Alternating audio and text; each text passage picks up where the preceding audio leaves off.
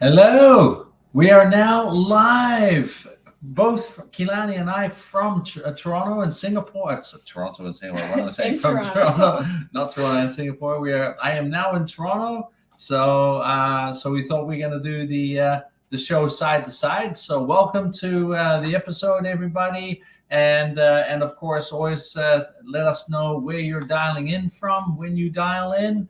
And Kilani, you're going to introduce our guest today. Yeah, for sure. It's always fun having our summer episodes when you're back in Toronto because instead of having the three people layout on the screens, we can just have the two side by side, which is nice. But today we have a really special guest, Mohiba, as you can see. She's an SAP SuccessFactors Learning SME at Deloitte, helping with HR transformation, and she's on a mission to empower women from all social backgrounds enter the workforce. Today, she joins us to share her story as a woman of color in a leadership position, the roadblocks she's faced on the way there, and how she's overcome them. We'll be talking about the importance of women of color in leadership positions, as well as inspiring younger women of color tonight. So whether you're a woman of color yourself, looking for ways to better support your coworkers, peers, friends, family, or simply interested in how you can make a bigger difference, tune in, get some popcorn or some tea, and sit back and relax. And welcome, Mohiba, to the show. Thank you for having me. I'm so excited to be on the show. This is my first show, so yeah, super excited. Wonderful. Even better. More to Even better. celebrate. I know. All right. So to get us started, do you want to just tell us a little bit about yourself? Sure. I can start off with my story because stories are very personal to me. I'm an immigrant. My family came with me and my other siblings in 2011. We migrated. I started my journey as a student at University of Toronto. I started off with studying for HR. With that, I also worked as a volunteer, which is truly something that I enjoy the most in my life. I started with a non-for-profit called AXA, which is one of the biggest non-for-profit in Asian code community, which is Scarborough. And then I started off writing my exams, taking the letter, started off my career. They offered me a full-time position there because of my work at there. And then I get got into the financial sector, and then came into Deloitte since last 6 years. I started as a Deloitte baby, being an intern, taking baby steps, and now I'm a consultant working in human capital consulting field, working towards transformation of HR technology and gaining that. That does not represent who I am as whole. I'm a person. I volunteer, like I started my story with. I'm really, really passionate about bringing, myself to the world and giving back to to Canada, to Toronto. Started my volunteer journey in 2011. Now I am on the board. I sit on the board for the same organization, and I also sit on the board for YWCA, which is Young Women Association. And then presenting women and understanding what's going on, getting getting insight about the issues our women are facing today. So that's a little bit about myself. That's Thank you. awesome. Yeah, I think you have such a great story, and thank you for opening with that. The last time we spoke and we had our intro call, I was really, really sucked into your story and blown away by what you described to me as well. You mentioned that you've overcome quite a few hurdles on your way to where you are now. Could you tell us a little bit about what you faced and how you overcame them? I think one of the biggest stories as women of color, especially as immigrants, of what we hear is that, and it's not just me, it's a lot of us. And when I'm interviewing them or counseling women or girls around me, they say that, oh, sometimes Mohiba, they say they don't understand my accent. These were some of the issues that I faced when I started off with my career, where when people understood what I said. But they will come back to me saying, "Oh, I don't understand what you're saying. What do you mean by that?" When I started off with my career, two things were my biggest hurdle. First, definitely the fact that I was a woman of color, but it was very interesting how people perceived me from a particular background, and also my religion, which I never spoke about openly, but they would ask me questions about what do I do, or do I eat this or that. At the same time, they would kind of mock me for my accent or my thought process. It Mm. was very, very hard for me as a woman seeing people make mocking me, and other people on the team just looking at them and not saying anything. That's something I do not encourage. It taught me a hell a lot of things in my life. When anybody around me goes through that, I tell them it's not about you. We can always work on your communication skills. We can always work on your don't feel that your color is something that is going to be a hurdle in your life, or your religion, or where you come from. I would also like to add, recently on my way to TTC, TTC is Toronto. It's our transit system, and I think a young girl was very upset having a conversation with her mother, and I could hear her side by side, and she was, again, a woman of color, and not pointing out or something like that. She was from our African Black community. And I think she was very sad about a position that she didn't get. And her mother said, I always told you to keep your hopes down because you are a Black woman. Those were the words of the mother. And I could see the child as very upset about it. And the moment I was walking out, because my station was there, I said, I was eavesdropping. Just want to let you know, you'll be the first one to break classes, to shed that, to Mm. go up, make an example, because you're a woman of color, you're Black. Do not let anybody ever tell you that you would not get it, or you cannot do it because you are from particular social background. Mm. Her mom teared up. She kind of teared up. And I said, you can always reach out, always listen to me, always, I'm here to listen and give you advice. But it's just one thing that you did not achieve. I always tell myself and others, that's just one hurdle that you not make it. There are so many, and there are so many exams that you can pass, or so many things you can achieve. It's just one side that, it wasn't possible. So yeah. Yeah. That's incredibly sad, isn't it? That, you know, I think there's so much messaging still, right, in society for and really for anybody that it doesn't fall within, some form of norm, right?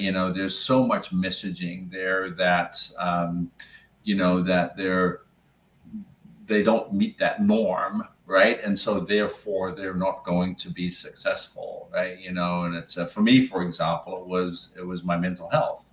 When I was diagnosed with clinical depression and anxiety as a teenager. I never saw myself as normal, right? So very often I also set very low standards for myself, for so I wouldn't be disappointed when every time I got fired from a job because I couldn't keep a job, because I didn't have the mental fortitude to keep a job. I would tell myself it was because I wasn't normal, right? And I think that is one of the major dangers, right? It's not even necessarily about what society says. It's when we start telling ourselves, Yes. right? That's Yes. that's when it becomes such a dangerous thing. And so good for you for kind of stepping up and saying something. I wish there was somebody in my life who early on in my life said, "Hey, what do you mean? You're not right. You know what I mean? It's like, and I think that's something that we should all be cognizant of. It's I remember reading a link a little while ago on it was a LinkedIn quote, and I thought it was rather good, but not completely correct. And I think it was from Huffington, and who said, every time a woman speaks up, right, she speaks up on behalf of all women. And I actually disagree with that. I think whenever a woman speaks up, she speaks up on behalf of herself because she needs to.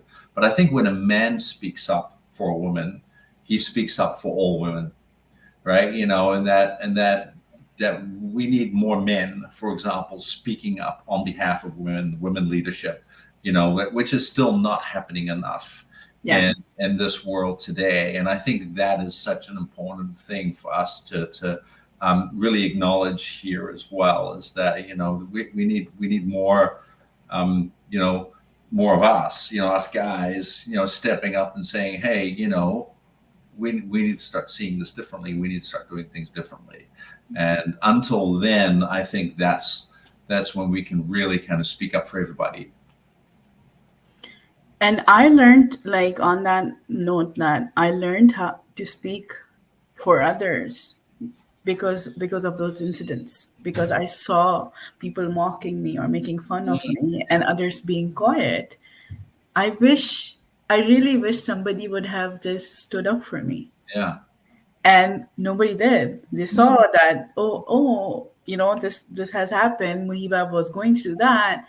I teared up. I cried in those cubicles before COVID because that used to happen.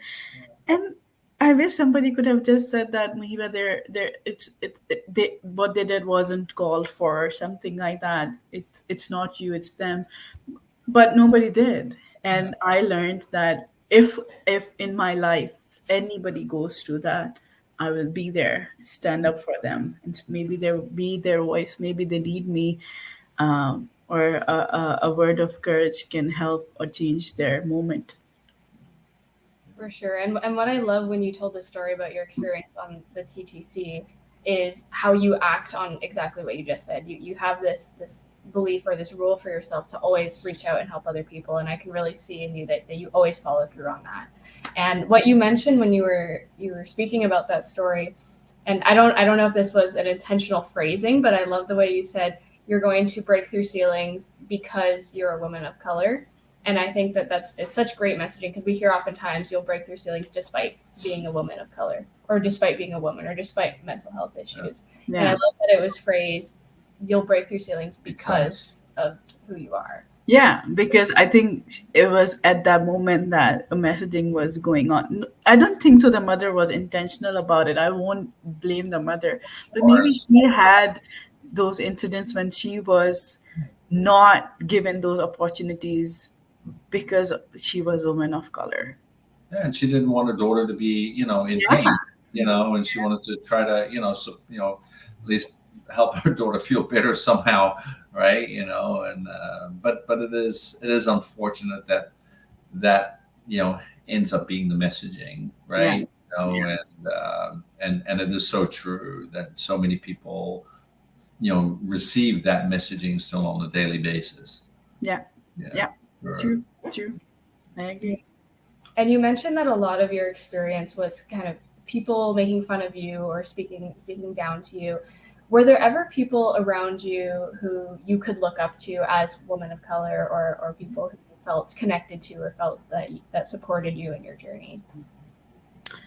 Initially, it was very, especially when I was in university, and this is the major reason I do mentorship at University of Toronto, because I couldn't find myself.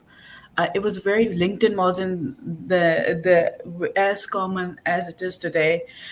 It was starting off when I started studying and I was in my school.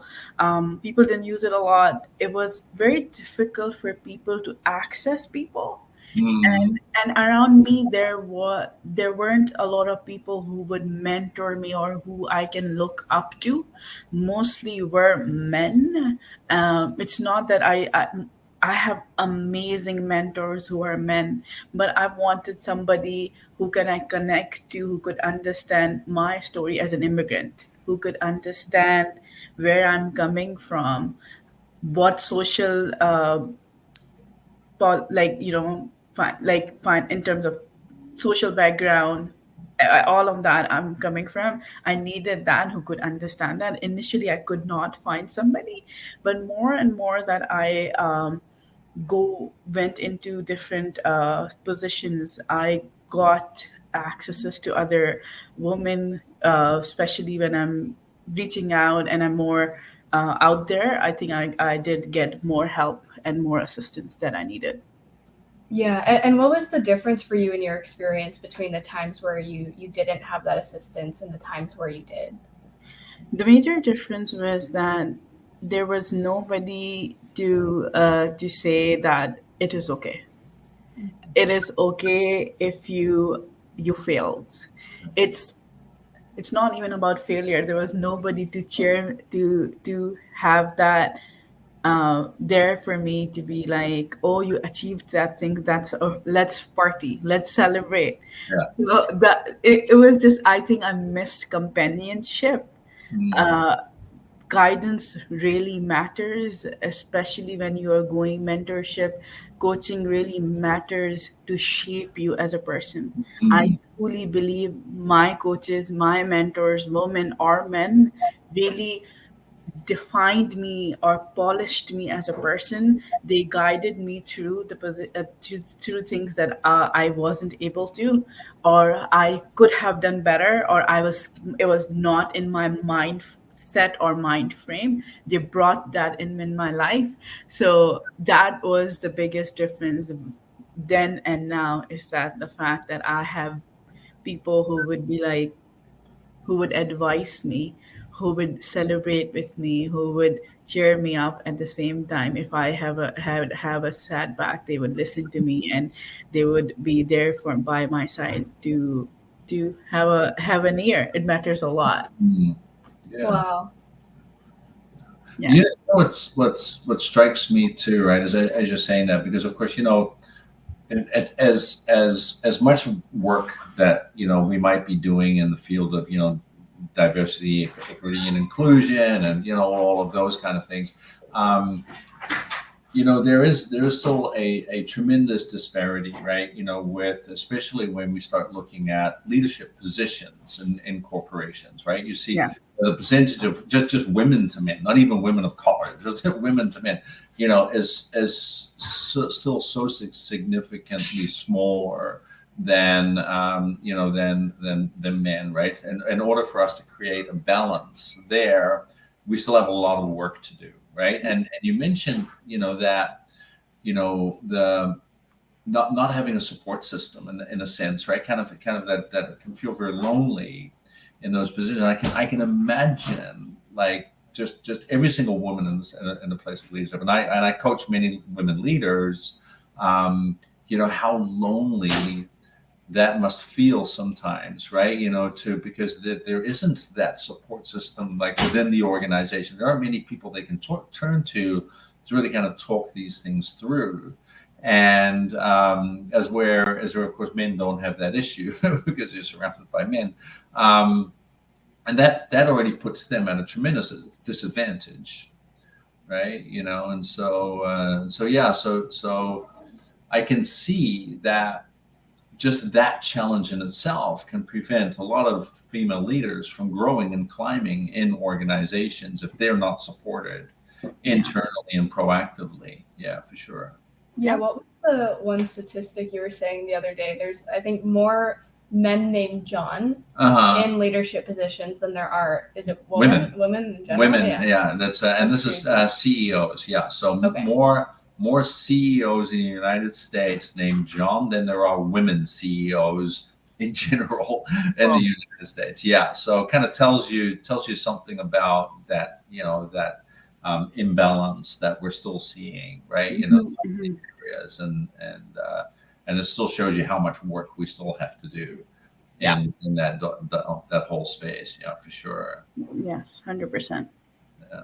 Yeah, and what I think is really powerful about what you were just sharing too is that the difference in your experience between when you had a support system and when you didn't was huge. It was kind of, you listed almost all of the aspects or characteristics that we learn about in terms of being successful in something or having longevity in something. And Mhm. that difference is huge in just simply having a support system. And Yeah. with the work that you do now, connecting with and mentoring younger women of color and inspiring them to move up in their careers and get into the workforce, what kind of difference are you seeing, or what kind of impact does it make in their lives to have role models who are women of color as well?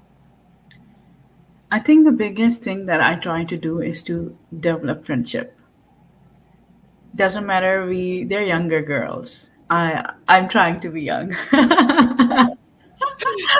So I learned so much from them. We develop where I really enjoy mentoring because I develop it starts with friendship, getting to know each other, understanding each other inspiration, what do you want to do. So my conversation would rotate around, okay, what are we doing? What is our action plan? What are we trying to achieve? How do we get there? What resources I can provide to get you over there. A lot of time, we, especially when we're young, we are very afraid to reach out and expand our network. Mm. We are still figuring it out. So when we go through those conversations, I create a plan in my head, write it down in my first session. Okay, we will do work on LinkedIn as your platform. Uh-huh. The very famous word that I say, your LinkedIn is your Instagram. Uh-huh. You have to market yourself. You have to brand yourself. You have to come up with your game when it comes to your LinkedIn. It's not because um, it's better than Instagram or LinkedIn is better than vice versa. What I'm trying to achieve is that we our social life and our personal life can merge together at the same time, grow our network, build friendships, be personalized, be open. I wasn't. I would say, hey, my name is Mohiba. I'm trying to know. Tell me your story. What did you watch on the TV? We discuss shows. So Mm. that's something I try to do when I'm mentoring them, so that I've always seen my mentees coming in very timid. Oh, Mohiba works at Deloitte. She is a girl who works in human capital or consulting. She might be very cold or warm, or she might not. But over a period of time, when we talk about other things, their personal life, what's going on, how can I help, expand them, give them advice. We sit down. There's a proper session where I go through their LinkedIn, give them advice. I'm not the best, but at least I can give some pointers, go through their resumes, and in the end, encourage them to apply. There are times that I always scored this, and that's for my from my professor. He said we were. I still remember we all were about to graduate, and he said you are going to apply to 100 jobs, but you only need one. So doesn't you are going to get 100 acceptance or 100 rejections, but you are going to accept one because you're only one person. So you will get the one. So no problem. Doesn't matter how many rejections we receive, we are going to move forward ahead with, because you're just looking for one. We are not looking for hundreds. So it's okay. So these are some of the things that I work through my mentoring sessions. Mm. Yeah, and so I'm hearing two things, right? So the first, it seems to me that a maybe a possible restriction, right, or an inhibiting factor, maybe, um, is for especially these young women, right, to have the confidence or maybe comfort to kind of just step out and say, hey, this is me, this is who I am, Yeah. right? Kind of, maybe there's a degree of, whatever the restriction is or the inhibiting factors are, but there seems to be an inhibitor that prevents them from just being willing to do so, right? And the second one that I hear is kind of maybe a resistance to just being vulnerable. Yes.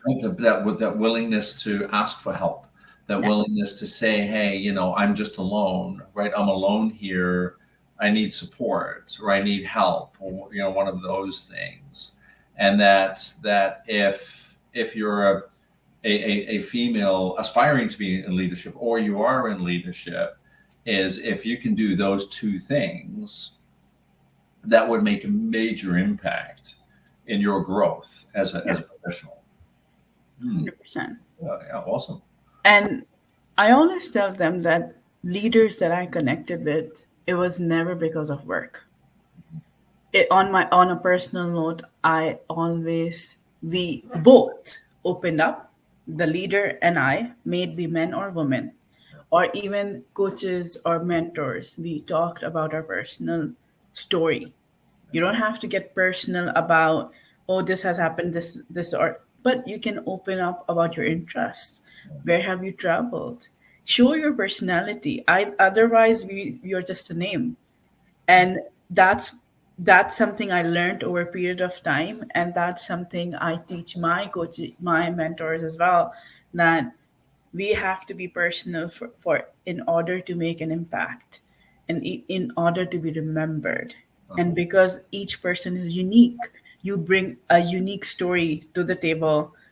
Be vulnerable, be open about it.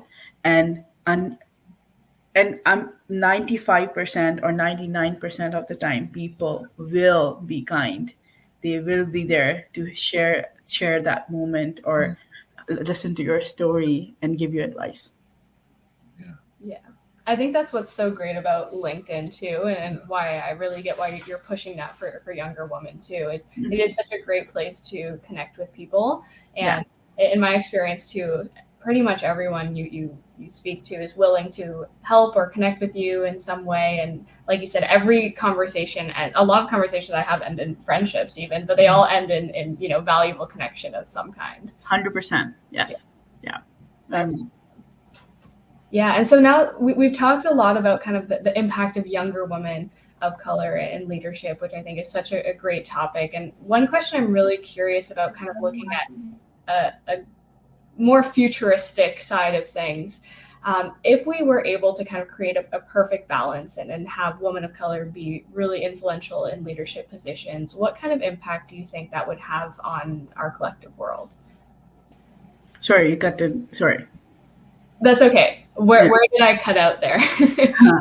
Can you repeat the question? Sorry about that. Yeah, no problem. So the question is, if we were able to create a perfect world where women of color had, equal influence and equal representation, what kind of impact would that have on our world?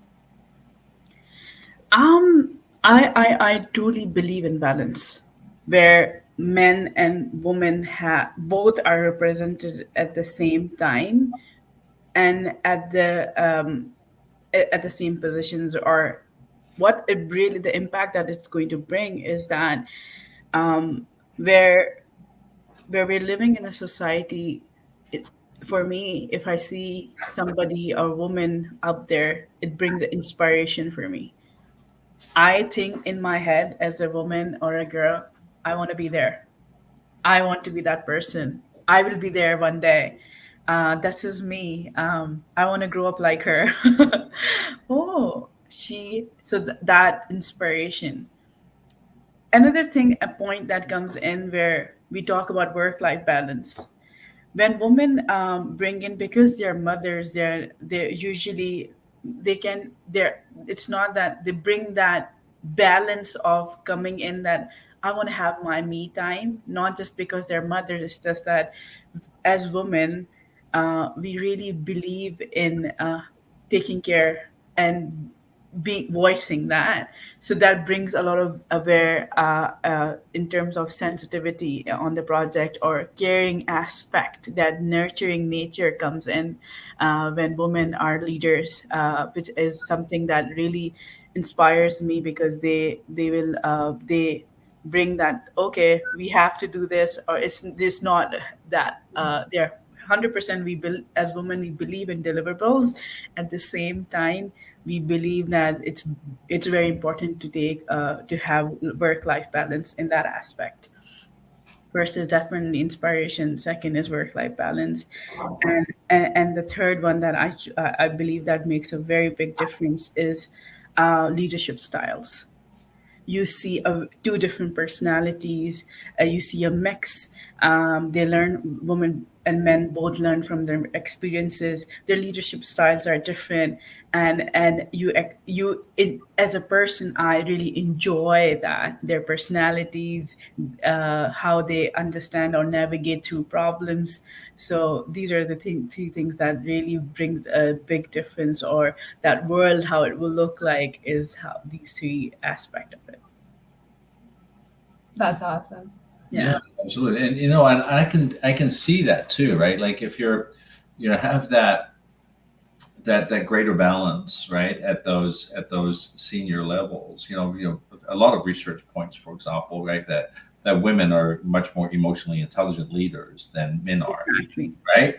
So having more of that balance will change the way organizations make decisions about their visions for the future, about the impact that they're making on society, and so I really believe that when that level gets more balanced, we're actually going to see a flow over of the amount of good that's going to happen, not just in the independent workforces of those organizations, but literally into society, Yeah. right? Where we're going to see society become better because companies are going to start contributing to making their communities better rather than just the bettering the pockets of their shareholders, right? And I think that is such an important thing. And the other thing too is, if you think about, of course, I might be heavily biased here,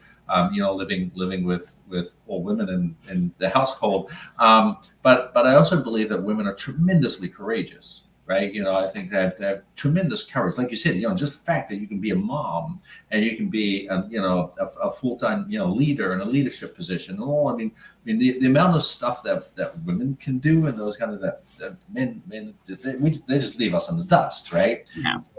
And it's going to take a tremendous amount of courage to be able to make those kind of impactful decisions for the betterment of societies and communities and all of those kind of things. And that's just something that generally men don't have. And so we're always going to be limited in the growth of society if we don't have a better balance at those higher levels for between men and women, and including of color. That is extremely important, because we need to be, like you said, we need to be able to inspire everybody in society, right? All levels. We can only do that through diversity. Yeah. Right? Yeah, 100%. absolutely. Yeah. So I'm on board with that for sure. Right? Yeah. So hopefully somebody's listening.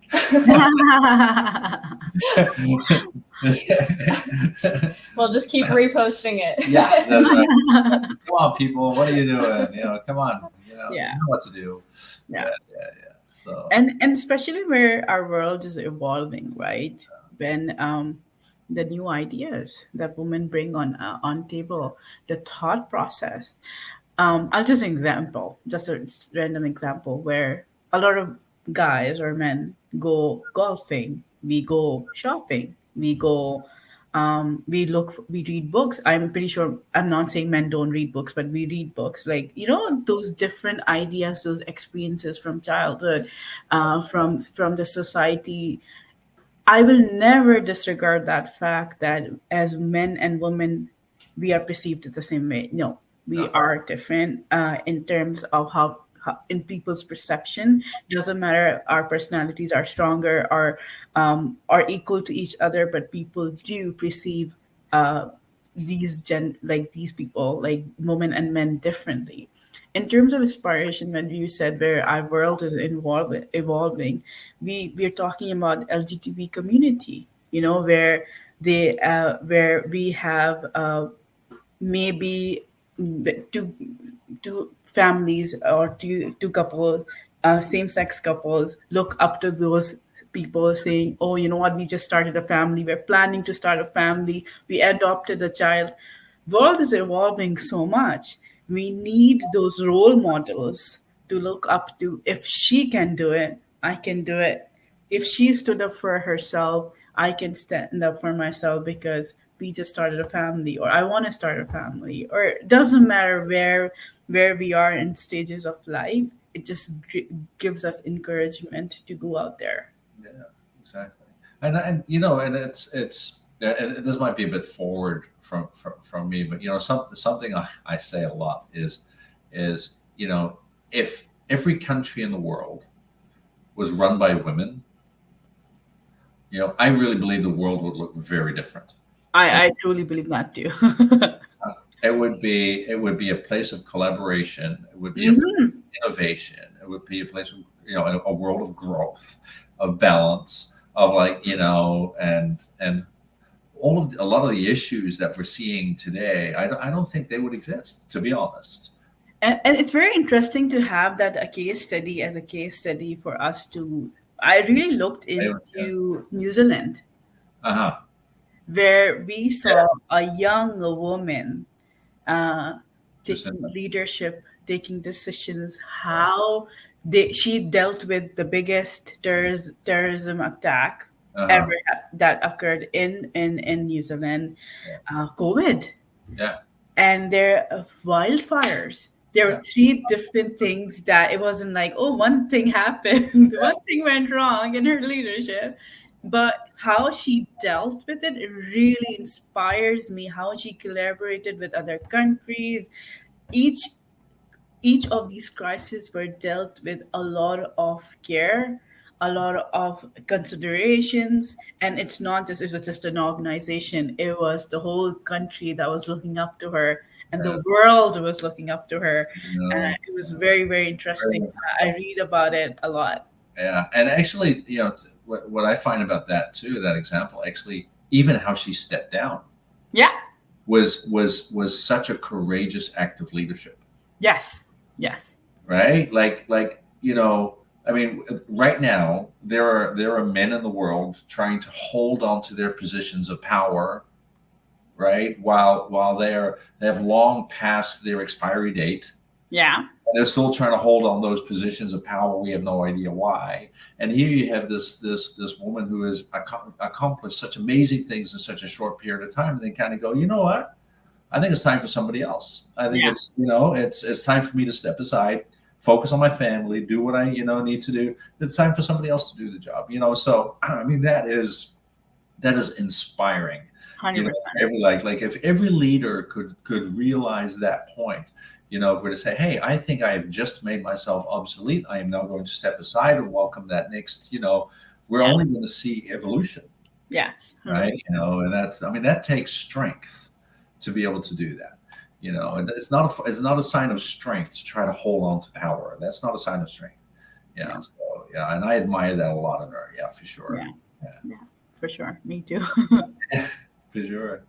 Awesome. Well, thank you so much for sharing your story with us and sharing this time and space here. I just have one last question to kind of round us off here, and that's, where can our audience connect with you? They can connect with me, obviously, on LinkedIn. I might sometimes be late to respond. It's not that I'm trying to ignore anybody. It's just that I've been so busy with my own personal life and my work at the same time.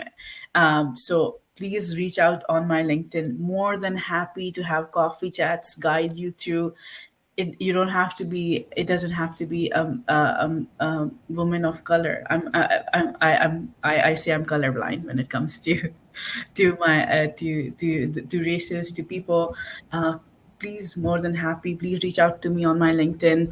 I will connect to you personally, and we can always set up coffee chats and take it from there.